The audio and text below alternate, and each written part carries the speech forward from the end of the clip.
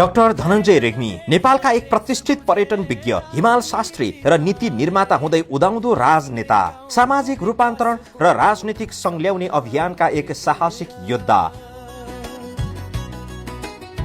ज्ञान योजना सिपमग्लो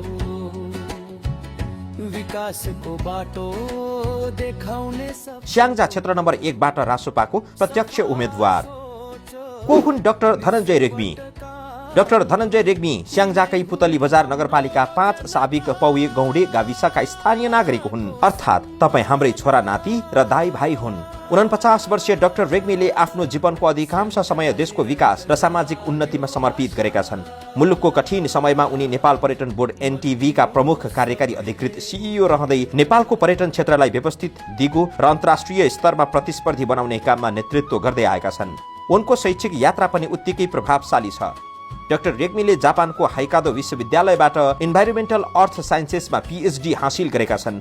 यसबाहेक उनी अमेरिका र जापानमा पोस्ट डाक्टोरल अनुसन्धान र प्रशिक्षण गरी हिमालयन क्षेत्रका हिमताल, ग्लेसियर र वातावरणीय परिवर्तन सम्बन्धी गहिरो अध्ययन गरेका छन्।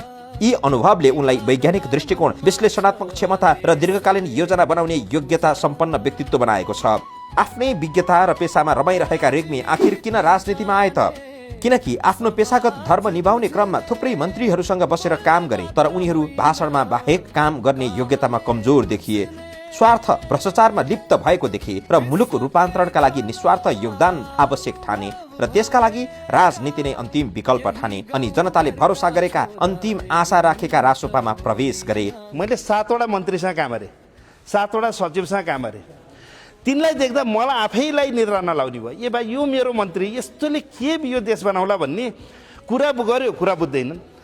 आजित भएर मैले चाहिँ यिनीहरूबाट यो देश पार लाग्दैन, यो देश बन्दैन। र उनलाई नै स्याङ्जाको विकास प्रेमी, बौद्धिक र काबिल व्यक्ति भनेर राष्ट्रिय स्वतन्त्र पार्टीले उम्मेद्वार बनाएको छ।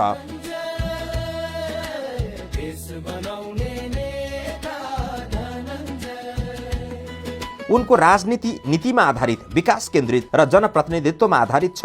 डाक्टर रेग्मीले आफ्नो क्षेत्र र देशको विकासका लागि पर्यावरण, शिक्षा, पर्यटन र आर्थिक समृद्धिलाई जोड्दै काम गर्ने प्रतिबद्धता व्यक्त गरेका छन्। उनको नेतृत्व र अनुभवको संयोजनले उनलाई स्याङ्जा 1 का नागरिकका लागि उत्कृष्ट प्रतिनिधि बनाउनु पर्नेछ।